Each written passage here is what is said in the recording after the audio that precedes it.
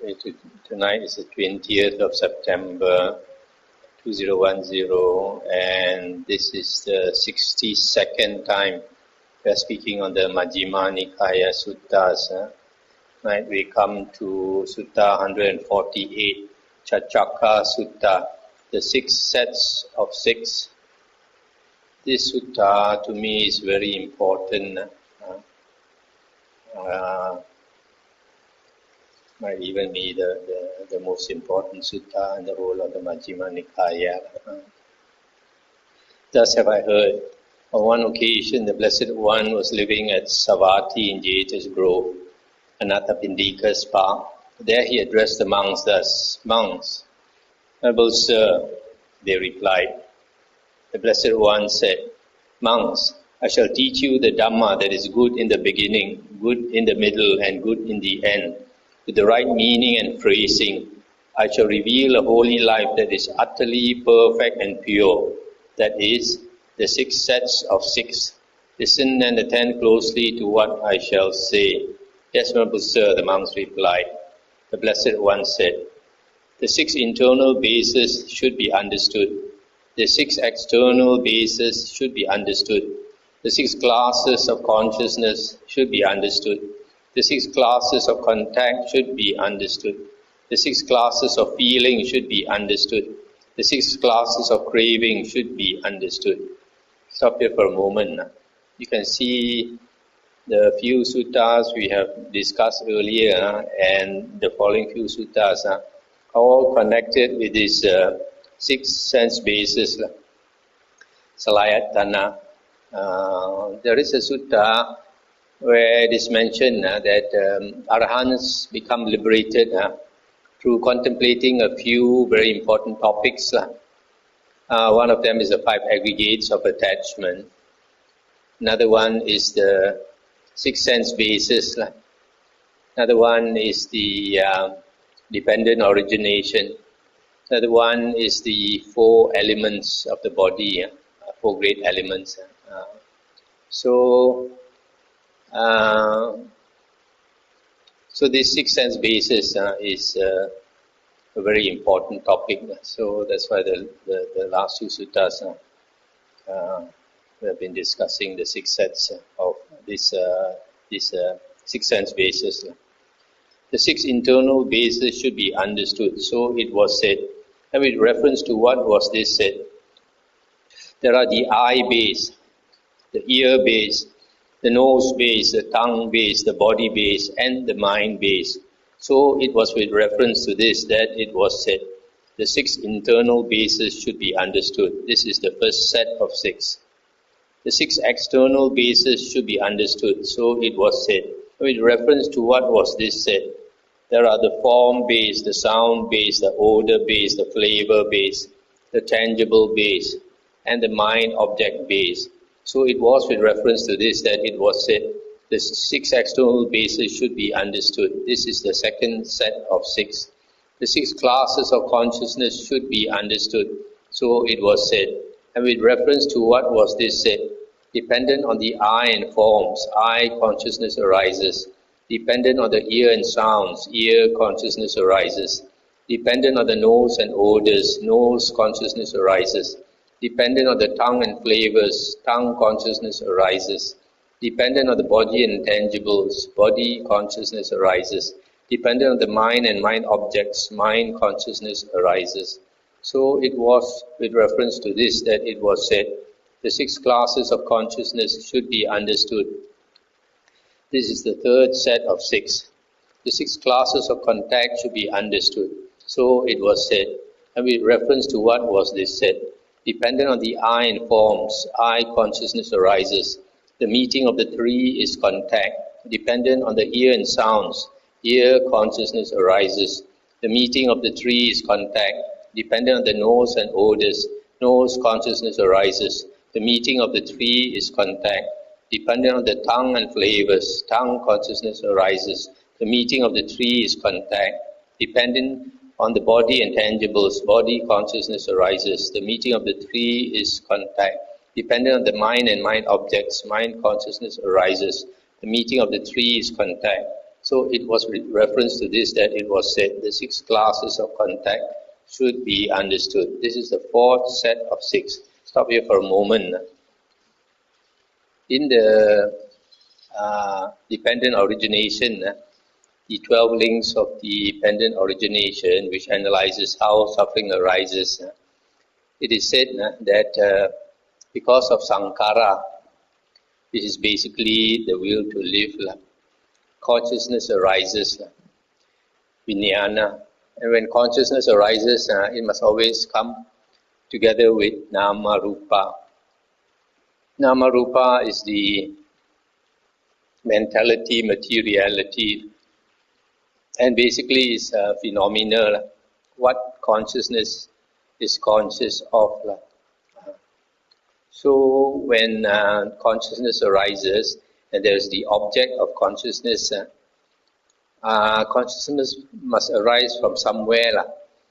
Consciousness resides in the body, so it arises in the body. And because there are 6 types of consciousness, there are 6 sense bases. So like the eye consciousness or the seeing consciousness arises at the eye base. The hearing consciousness arises at the ear sense base. The smelling consciousness arises at the nose base, etc. So when we look at the first set of 6, the 6 internal bases refers to the 6 sense organs, eye, ear, nose, tongue, body, and mind. And the 6 external bases are the external sense objects corresponding to these 6 internal bases. The object of eye is form, the object of ear is sound, object of nose is odor, etc. And then the 6 classes of consciousness is mentioned here. They arise actually one by one, you see. When there is, dependent on eye and forms, eye consciousness arises. So for eye consciousness to arise, a form must come before the eye. Then only, and the eye is a good eye, then only this eye consciousness arises. I mean by a good eye is a working eye, not a blind eye. And when there is a sound, then ear consciousness arises at the ear base. Similarly, when there is a odor, then nose consciousness arises at the nose base, etc. So you can see, for example, here there must be sound for the ear consciousness to arise. But the later books, sometimes there are contradictory teachings. Like in one Mahayana Sutra, it says that this Kuan Yin Bodhisattva, she listens to the sound of the world. In the absence of sound, the absence of sound, she can listen. But the absence of sound, there is no ear consciousness arising. So this is consciousness. Now, once the consciousness arises, the 3 must contact. Dependent on eye and forms, eye consciousness arises. The meeting of the 3 is contact. When there is contact, then there is seeing at the eye. If there's no contact, then there's no seeing. For example, you are deeply absorbed in reading a book, and somebody passes you by, even though it's in front of you.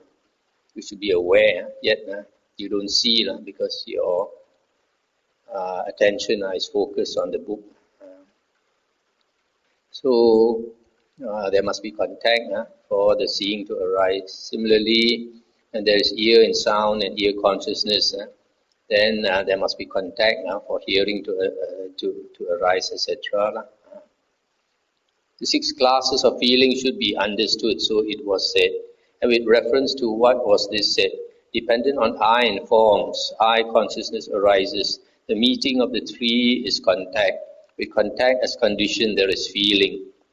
Dependent on the ear and sounds, ear consciousness arises. The meeting of the three is contact. With contact as condition, there is feeling. Dependent on the nose and odors, nose consciousness arises. The meeting of the three is contact. With contact as condition, there is feeling. Dependent on the tongue and flavors, tongue consciousness arises. The meeting of the three is contact.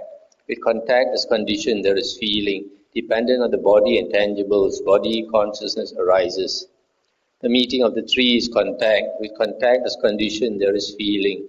Dependent on the mind and mind objects, mind consciousness arises. The meeting of the three is contact. With contact as condition, there is feeling. So it was with reference to this that it was said, the 6 classes of feeling should be understood. This is the 5th set of 6. The 6 classes of craving should be understood. So it was said. With reference to what was this said? Dependent on eye and forms, eye consciousness arises. The meeting of the three is contact. With contact as condition, there is feeling. With feeling as condition, there is craving.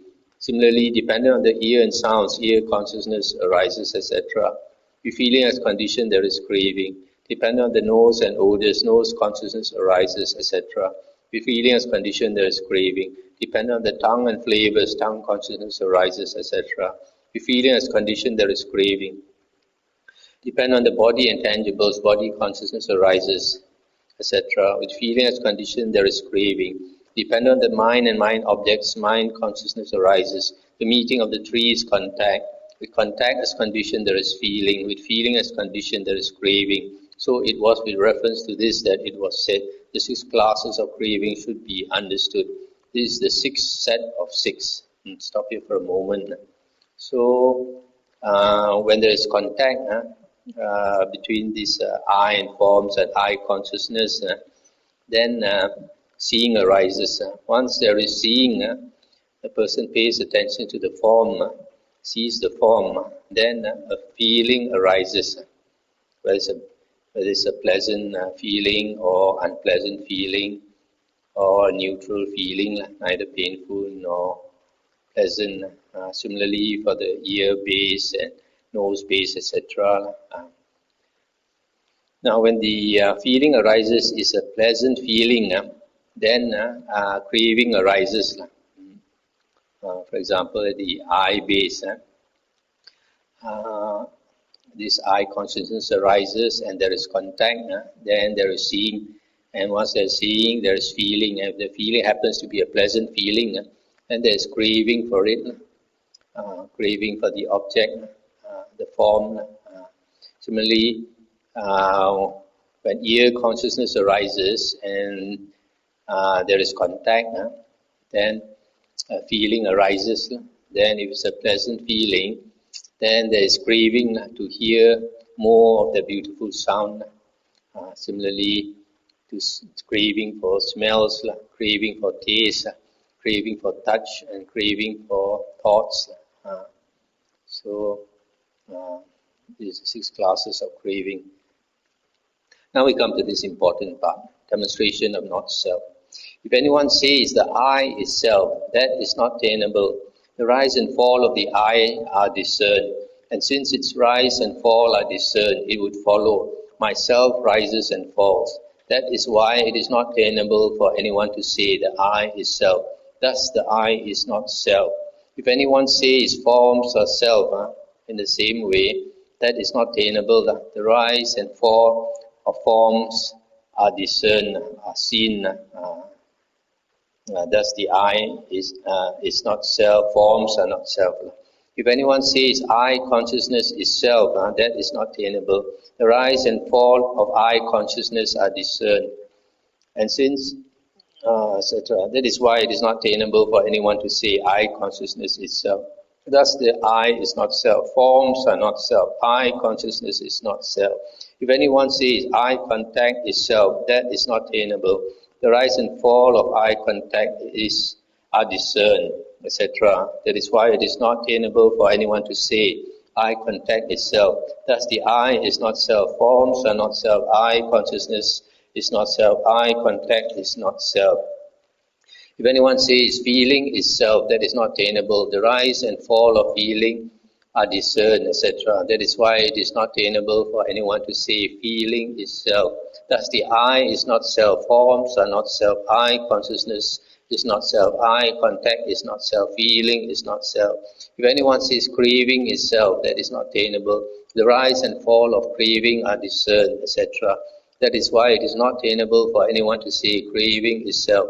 Thus the I is not self, forms are not self, I consciousness is not self, I contact is not self, feeling is not self, craving is not self.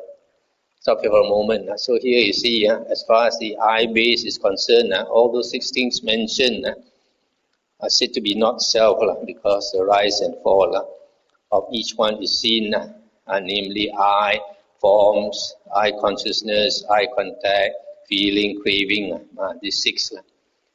Now for the second base, the same thing is repeated. If anyone says the ear is self, that is not attainable. The rise and fall of the ear are discerned, and since its rise and fall are discerned, it would follow myself rises and falls.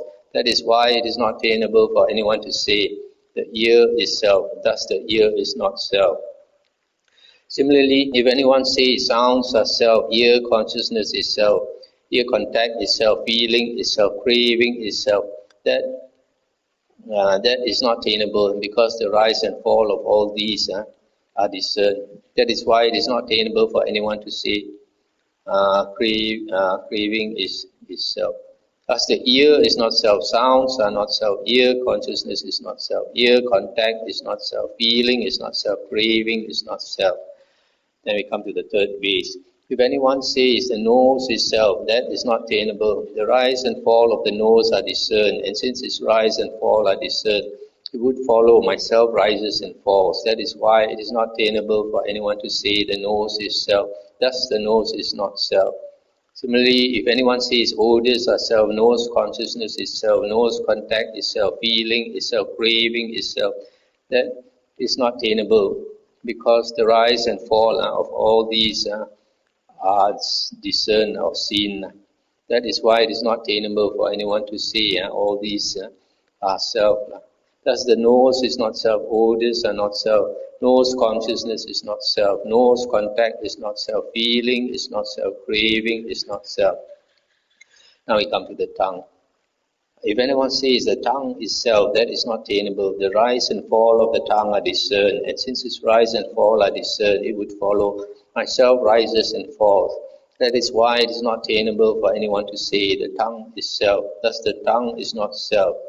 If anyone says flavors are self, tongue consciousness is self, tongue contact is self, feeling is self, craving is self, that is not attainable, because the rise and fall of all these are discerned or seen. Thus the tongue is not self, flavors are not self, tongue consciousness is not self, tongue contact is not self, feeling is not self, craving is not self. Now we come to the body. If anyone says the body is self, that is not attainable. The rise and fall of the body are discerned. And since its rise and fall are discerned, it would follow myself rises and falls. That is why it is not attainable for anyone to say the body is self. Thus the body is not self. If anyone says tangibles are self, body consciousness is self, body contact is self, feeling is self, craving is self, that is not attainable, because the rise and fall of all these are discerned or seen. Thus the body is not self, tangibles are not self, body consciousness is not self, body contact is not self, feeling is not self, craving is not self. If anyone says the mind is self, that is not attainable. The rise and fall of the mind are discerned, and since its rise and fall are discerned, it would follow myself rises and falls. That is why it is not attainable for anyone to say the mind is self.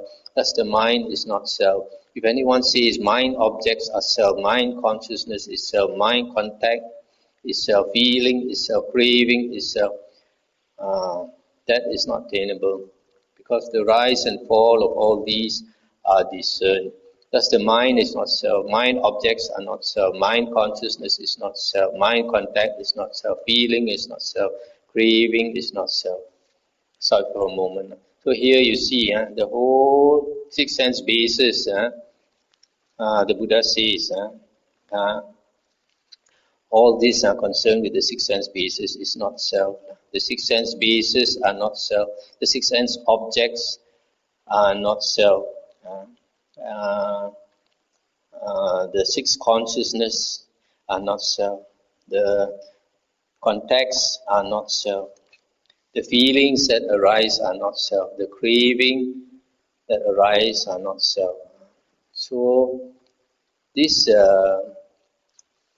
covers practically everything in the world, because there's a sutta where the Buddha says all are in the six sense basis. Everything in the world is in consciousness, and because everything in the world is in consciousness, so it is in the six sense basis. You consider, for example, the body. The body is already covered here by the fifth sense base. The mind is also covered by the sixth sense base. Objects are also covered. Objects are objects, sound, smell, taste, everything. So the mental as well as the physical aspect of everything in the world is covered here.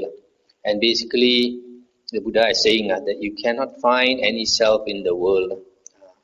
So here, you look carefully, it says the argument why he says there is no self. He says, the rise and fall of each one are discerned. And since the rise and fall are discerned, it would follow myself rises and falls. So because it says myself rises and falls, that is not acceptable. That's why he says this self. There is no self in everything in the world. This here, the rise and fall is another way of saying the I is impermanent. You see in other suttas, like the last night we read, the Buddha asked, is the I permanent or impermanent? And then the answer is, the I is impermanent. Is what is impermanent suffering or happiness? Suffering, Venerable Sir. Is what is impermanent suffering and subject to change, fit to be regarded as this is mine, this I am, this is myself? And then it says no, Venerable Sir. So in that sutta, it's talking about the term impermanent. Here, instead of saying impermanent, it says the rise and fall, basically the same thing. So what is this rise and fall? Another way of saying rise and fall is origination and cessation. Something is born. You can also say birth and death. Something comes into being and ceases. But I find after thinking about it, the most appropriate word here is appearance and disappearance. Everything in the world appears and disappears. So, because it appears and disappears, that's why it says, if you take anything in the world to be the self, then myself appears and disappears. How can myself appear suddenly and disappear suddenly? So it cannot be the self. So, just like when we see a movie, it's so real. When you are absorbed in the movie, a lot of people, sentimental people, when the actress cries, you cry. When the actor is angry, you get angry. It's so real to you. But at the end of the show, then you realize, oh, it's only a show. And what is very similar to life, actually, is dream. When we are dreaming, it seems so real to us, and you can see yourself in the dream just like now. And then in the morning when you wake up, then you realize it was a dream. And you think all that excitement, all that worry, actually no point to have been frightened, no point to have worried so much. It was only a dream. Why do you say it was a dream? When you were in the dream, you didn't realize it was a dream. But when it ended only, then only you realize it's a dream, right? So right now, life is like a dream. When our life comes to an end, at the end of, say, now average 75 years, when it comes to an end, If you have seen how people die, a lot of people, the next place of rebirth, a few days before they pass away, will surface. They start to see another world, and depending on their reaction, you can tell whether they are going to a happy destination of rebirth or a woeful destination of rebirth. So it's like a new dream starting. They start, their mind changes channel. It's like you change your TV channel. The consciousness is changing to another channel. And this channel, this life is starting to fade away. So only at that point, when this dream ends, then only you realize it's a dream. As long as it does not end, you don't realize it's a dream. Suppose your dream at night was prolonged. As long as the dream keeps going, you don't realize it's a dream, right? It's only when it ends, then you realize it's a dream. Why? Because the rise and fall, the origination and cessation, the birth and death, the appearance and disappearance of the dream is very apparent to you. When the dream ends, then all that remains is a memory of the dream. Nothing left whatsoever. Everything that seemed so real in the dream suddenly disappeared. Not even a trace of it is left behind. The only thing left behind is the memory. So the fact that it stopped, so then you realize it appeared suddenly, and when the dream ended, maybe after 1 hour, and then it disappeared entirely. So you think it's like it never existed. It's only a trick of the mind, a play of the mind. So when we consider life is a longer dream, in terms of, say, like instead of 75 minutes, maybe it's 75 years. But you think of it like the previous life. The previous life, when we were living in the previous life, it must have been as real as now. But now that the previous life has ended, it's just like a dream. Nothing left of the previous life. You don't even, it's worse than the dream. You don't even remember the previous life. Not only did it totally faded away, even the memory of it also faded away. So that's why life is so much like a dream. Only when it ends, then we realize that it was just a play of the mind. That's why in Hinduism, they call it Maya, delusion, a play of the mind.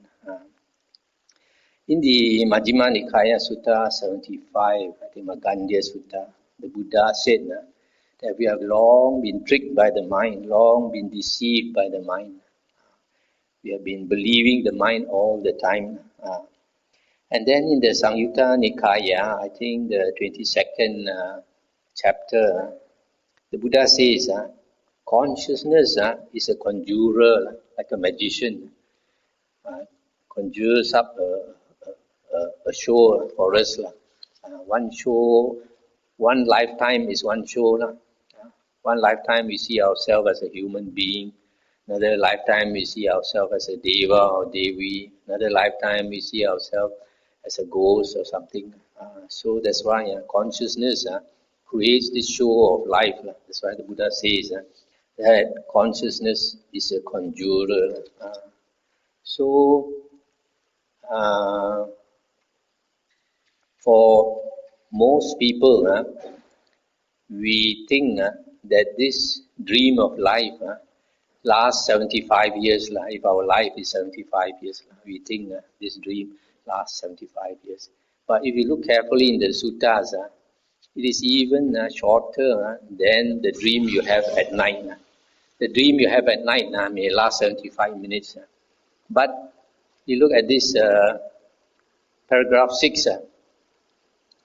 Dependent on the eye and forms, eye consciousness arises. Dependent on the ear and sounds, ear consciousness arises. Dependent on the nose and odors, nose consciousness arises. Dependent on the tongue and flavors, tongue consciousness arises. Dependent on the body and tangibles, body consciousness arises. Dependent on the mind and mind objects, mind consciousness arises. So these 6 consciousness arise one by one, dependent on conditions.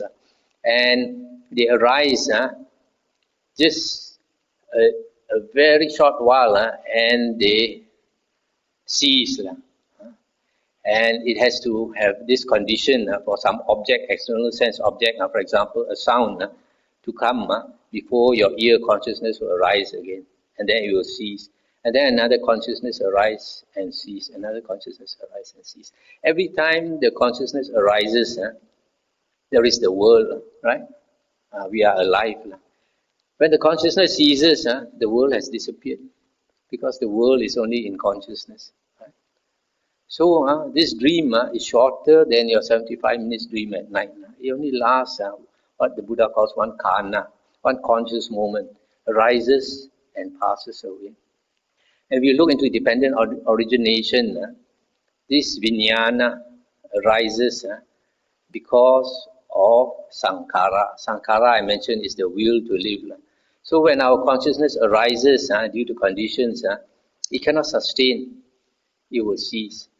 And when it ceases, because of our strong will to live, it arises again. We want to live long, but we cannot live long. One conscious moment, we die again. And then because of the will again, the consciousness projects. And it cannot last, it will die. That's why in the suttas, the Buddha says, the Arahants say, there is no living being. It seems like there is a living being, but there is no living being because this consciousness cannot sustain. We are only trying to live moment to moment. We are trying to exist, but we cannot exist continually. For most people, we think that consciousness is an unending stream of consciousness. We are conscious all the time, but not according to the Buddha's words. In the Buddha's teachings, we are not conscious all the time. We are conscious for a short while, and this consciousness ceases. And then it takes a strong willpower, the will to live, for the consciousness to project up again. And then it cannot sustain, it will die again. So moment to moment, we are dying. That's why one Christian saint said that every moment I die.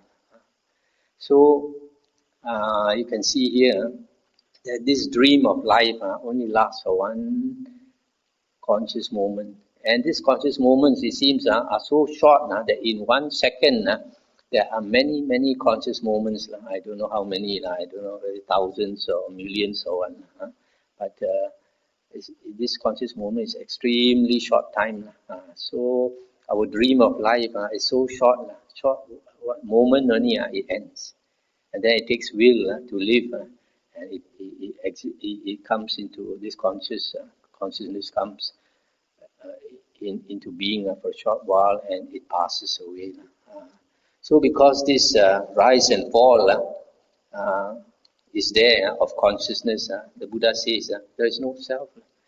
If there is a self, it must exist all the time, because the definition of self, atta, is something that exists permanently. Because if it exists permanently, you can identify this is me. But if it just arises for a short while and disappears, then where did that self go? That's why this sutta is so important. Makes us see everything in the world, because it appears and disappears, that actually nothing we can say is I or mine. So this appearance and disappearance, because it's so fast, our mind is deluded into thinking that it's a continuous stream. Just like last time, those neon lights, you have one bulb, and this bulb lights up and stops. The other bulb lights up and stops, and this light bulb. So you see, as though there's a continuous line. The light goes continuously, running continuously, but it's not running continuously. It just arises and passes away. There's no line. But our mind is our vision is tricked into seeing there's a running line. These lights are running, but they are not running. It's just a deception. So similarly, consciousness is playing tricks on us and making us think that life is real. But life is not real. It just exists for a momentary moment, kana, conscious moment, and ends. That's why nothing in the world, nothing in the mind or outside the mind Nothing in the body or outside the body can be said to be the self. Okay, now we come to paragraph 16. Now, monks, this is the way leading to the origination of identity. This word, translated here as personality, the Pali is Sakaya. And I think Rebel Thanissaro came up with this very apt translation, identity. This identity means we identify ourselves with, here is talking about I, forms and all that. So because we identify ourselves with something in the world, basically this body and this mind, so there is this identity view that I exist. This is the way leading to the origination of identity. One regards the I thus, this is mine, this I am, this is myself. Similarly, one regards form thus, this is mine, this I am, this is myself. One regards eye consciousness, eye contact, feeling, craving thus, this is mine, this I am, this is myself. Similarly, one regards the ear thus, this is mine, this I am, this is myself. Etc. One regards the nose thus, this is mine, this I am, this is myself, etc. One regards the tongue thus, this is mine, this I am, this is myself, etc. One regards the body thus, this is mine, this I am, this is myself, etc. One regards the mind thus, this is mine, this I am, this is myself. One regards mind objects thus, one regards mind consciousness thus, one regards mind contact thus, one regards feeling thus, one regards craving thus, this is mine, this I am, this is myself. I'll stop here for a moment. In some other suttas, when the Buddha talks about identity, Sakaya, the Buddha talks about the 5 aggregates. We identify ourselves with the body, feeling, perception, volition and consciousness, the 5 aggregates, which are basically body and mind. But here, it is in terms of the 6 sense bases. It's a bit different. Now, monks, this is the way leading to the cessation of identity. One regards the I thus, this is not mine, this I am not, this is not myself. One regards forms thus, similarly, one regards eye consciousness thus, one regards eye contact thus, one regards feeling thus, one regards craving thus. This is not mine, this I am not, this is not myself. Similarly, for the other sense basis, one regards the ear thus, this is not mine, this I am not, this is not myself, etc. One regards the nose thus, this is not mine, this I am not, this is not myself, etc. One regards the tongue thus, this is not mine, this I am not, this is not myself, etc. One regards the body thus, this is not mine, this I am not, this is not myself, etc. One regards the mind thus, this is not mine, this I am not, this is not myself. One regards mind object, one regards mind consciousness, one regards mind contact, one regards feeling, one regards craving thus, this is not mine, this is I am not, this is not myself. This identity means we identify ourselves with this here, the 6 sense bases and the objects and the feeling, craving, etc. And this identity is one of the factors that prevent us from liberation. So when a person attains Sotapanna, then he can see that the body and the mind is not self. Because they are impermanent, as just now mentioned, they appear and disappear. Normally, most of us, we are very attached to our feelings. We crave for pleasant feelings, and we are very fearful of painful feelings. But feelings are one of the things that appears and disappears very fast. But then we don't see it. That's why we identify ourselves also with feelings. Monks, dependent on the I and forms, I consciousness arises. The meeting of the three is contact. With contact as condition, there arises a feeling felt as pleasant or painful, or neither painful nor pleasant. When one is touched by a pleasant feeling, if one delights in it, welcomes it, and remains holding to it, then the underlying tendency to lust lies within one. If one is touched by a painful feeling, if one sorrows, grieves and laments, weeps beating one's breast and becomes distraught, then the underlying tendency to aversion lies within one.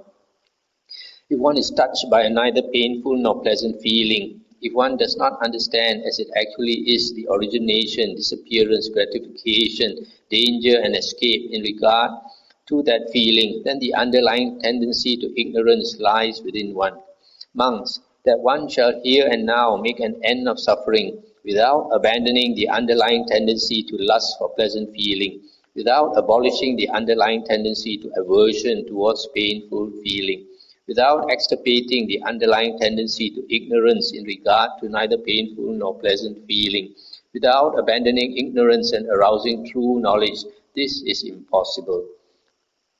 Monks, dependent on the ear and sounds, ear consciousness arises, etc. Dependent on the mind and mind objects, it skips all the other bases. Mind consciousness arises. The meeting of the three is contact. With contact as condition, there arises a feeling felt as pleasant or painful, or neither painful nor pleasant, etc. Monks, that one should here and now make an end of suffering without abandoning the underlying tendency to lust for pleasant feeling, without abandoning ignorance and arousing true knowledge, this is impossible. Stop here for a moment. So here, it's very clear when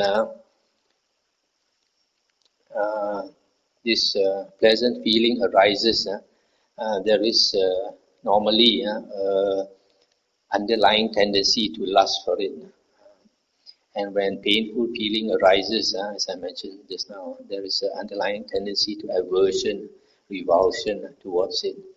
But when neither painful nor pleasant feeling arises, because it's a neutral feeling, it doesn't stir our emotions, so there is the underlying tendency to ignorance to it. So the Buddha here says, without abandoning the underlying tendency to lust for pleasant feeling, without abolishing the underlying tendency to aversion towards painful feeling, without extirpating the underlying tendency to ignorance, in regard to neither painful nor pleasant feeling, and without abandoning ignorance and arousing true knowledge, this is impossible. But then, unless we have cultivated our mind to have a developed mind, it is not easy to abandon the tendency to lust for pleasant feeling, or the tendency to aversion towards painful feeling. It's not easy. So we have to cultivate our mind. Then only we have a chance of abolishing those tendencies. Monks, dependent on the I and forms, I consciousness arises. The meeting of the three is contact. With contact as condition, there arises a feeling felt as pleasant or painful, or neither painful nor pleasant. When one is touched by a pleasant feeling, if one does not delight in it, welcome it, and remain holding to it, then the underlying tendency to lust does not lie within one. If one is touched by a painful feeling, if one does not sorrow, grieve, and lament, does not weep, beating one's breast and become distraught, then the underlying tendency to aversion does not lie within one. If one is touched by a neither painful nor pleasant feeling, if one understands as it actually is the origination, disappearance, gratification, danger, and escape in regard to that feeling, then the underlying tendency to ignorance does not lie within one. Monks, that one shall here and now make an end of suffering by abandoning the underlying tendency to lust for pleasant feeling, by abolishing the underlying tendency to aversion towards painful feeling, by extirpating the underlying tendency to ignorance in regard to neither painful nor pleasant feeling, by abandoning ignorance and arousing true knowledge, this is possible. Monks, dependent on the ear and sounds, ear consciousness arises, etc. Dependent on the mind and mind objects, mind consciousness arises. The meeting of the three is contact. With contact as condition, there arises a feeling felt as pleasant or painful, or neither painful nor pleasant, etc. Monks, that one shall here and now make an end of suffering by abandoning the underlying tendency to lust for pleasant feeling, etc., by abandoning ignorance and arousing true knowledge. This is possible. So here, the Buddha is saying that only when one is unmoved by pleasant feeling or unpleasant feeling, and one understands the neither painful nor pleasant feeling, the origination, disappearance, etc.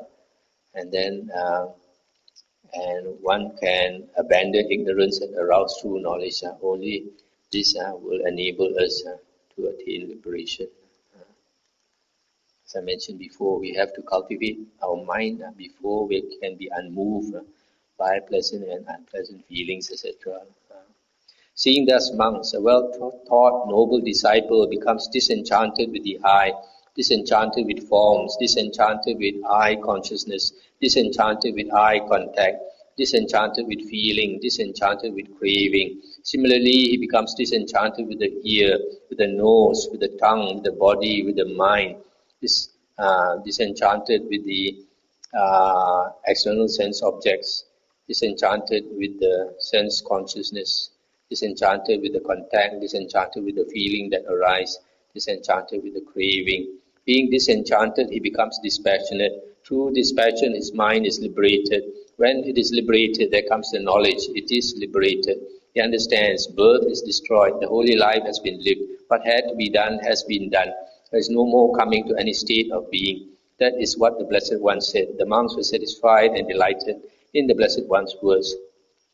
Now, while this discourse was being spoken, through not clinging, the minds of 60 monks were liberated from the taints. That means they attained arahanthood.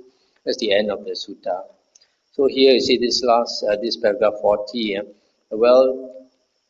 Seeing thus, a well-taught noble disciple becomes disenchanted with the eye, with forms, etc. So if we can see that everything in the world appears and disappears just like a dream, then we become disenchanted with everything in the world. If we really think about it, we think, for example, our childhood.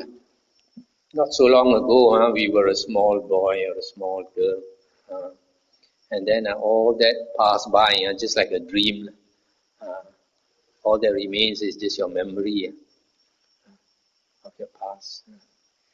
And if it's too long, like the previous life, even the memory also is lost. So at the end of this life, everything that seems so important in this world will all disappear entirely. That's why in some suttas the Buddha says at the moment of dying, everything will become cool. So don't take things don't be too attached to things in the world, because very soon we are going to leave everything behind. Sooner than we realize. And at the end of our life, we will see that everything in the world actually is not important at all. Just like a dream, just pass away. Only when we are in the dream, it seems so important. Just like at night when we dream.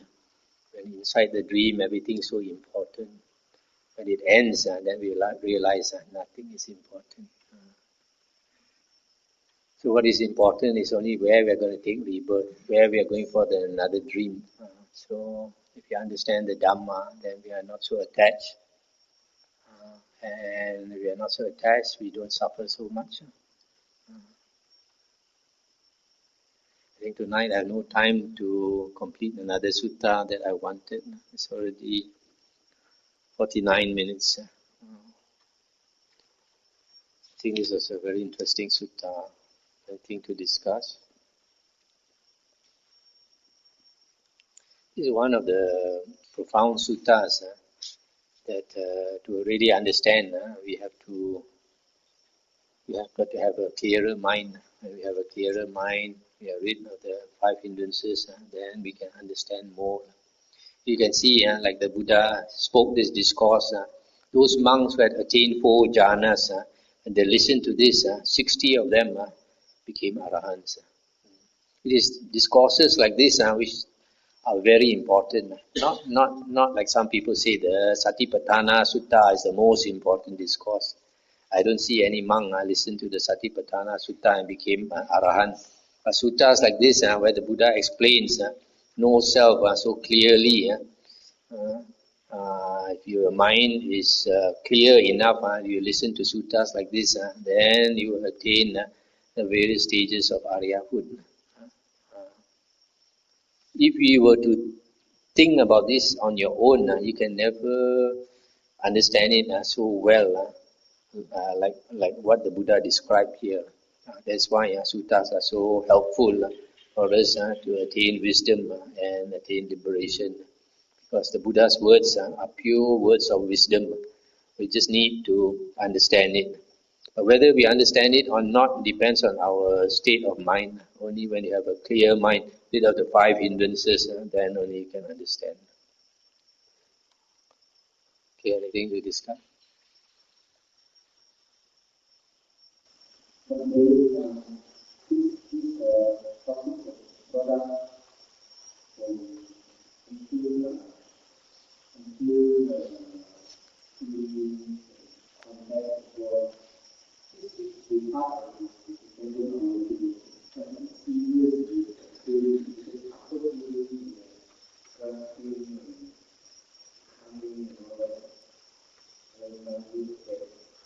It is dependent origination, but not the standard 12 links of dependent origination.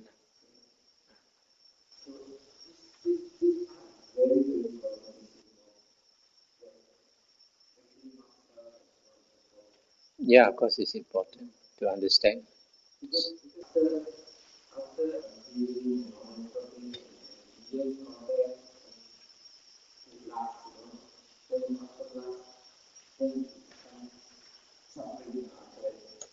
Mm. Yeah. Yes. Yes. Yeah. Feeling, feeling.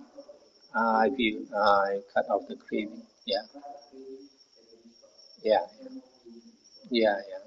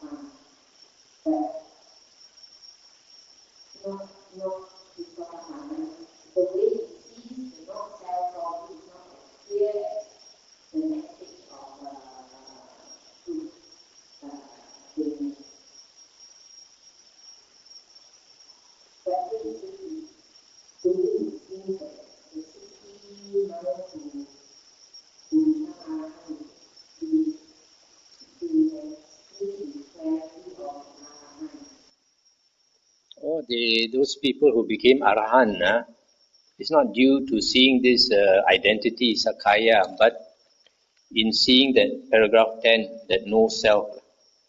It's a paragraph 10 to 15. When they see this, then they become liberated. The paragraph 16 to 21, when they see that, then they become stream enterer only.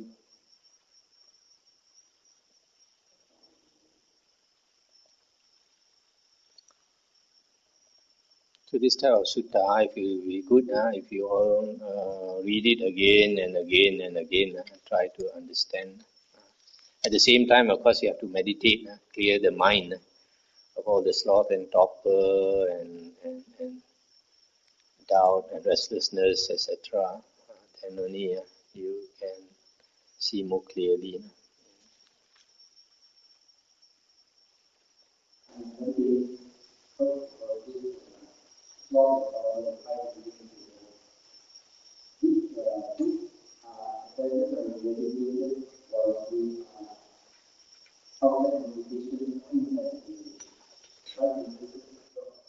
The five hindrances are dropped when you are about to attain the first jhana.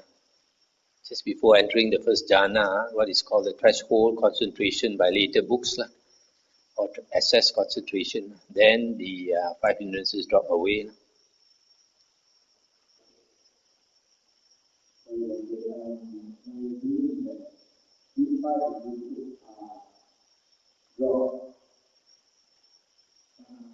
Oh,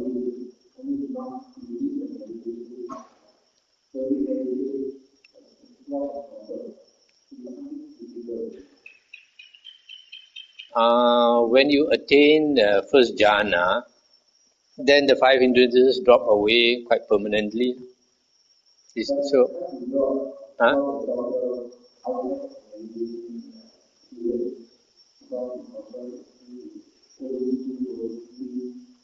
But if you have attained the first jhana, it's no more hindrance. There are various degrees of this sloth and torpor. When it's strong, it is a hindrance. If it's not strong, it's not a hindrance.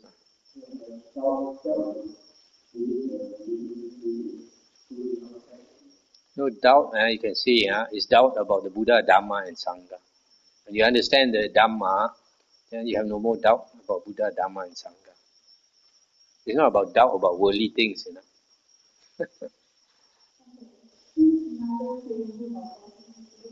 Hmm.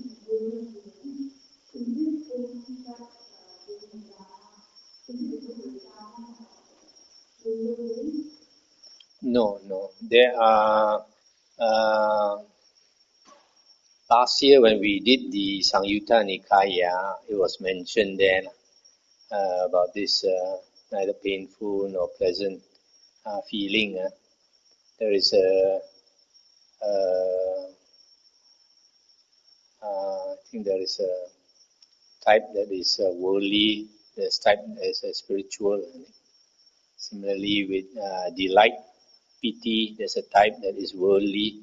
When you enjoy